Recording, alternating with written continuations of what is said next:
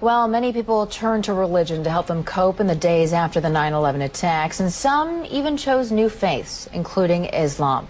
That may be no surprise, since a quarter of the estimated 6 million Muslims in the United States are converts. Delia Gallagher looks at two people who chose that path.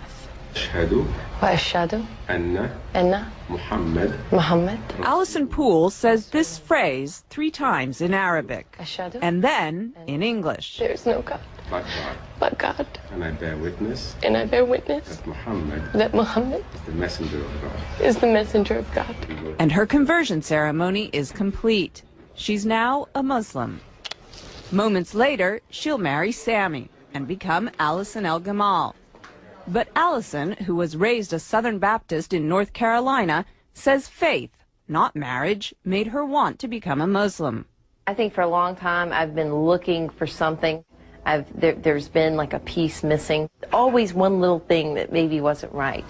At a ceremony marking the Muslim holy month of Ramadan, she explained why Islam appeals to her.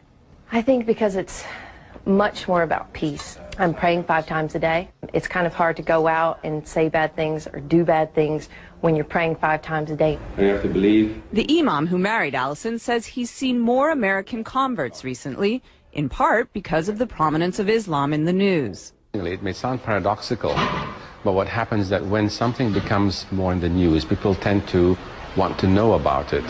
Allison says she was already on a spiritual quest when she began to hear a lot about Islam post 9/11.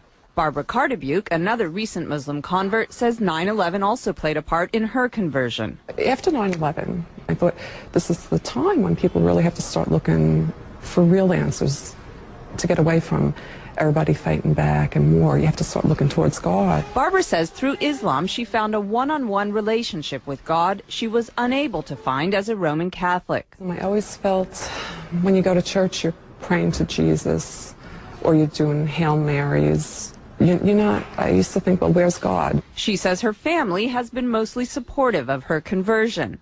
Allison says her family is completely behind her decision, but occasionally she's reminded that not everyone is. I was walking around down near the World Trade Center, and this woman walked by, and she said, "I want to just go bomb those Muslim bastards." And I heard her say it, and it really struck me, because I was like, you know what, that's me.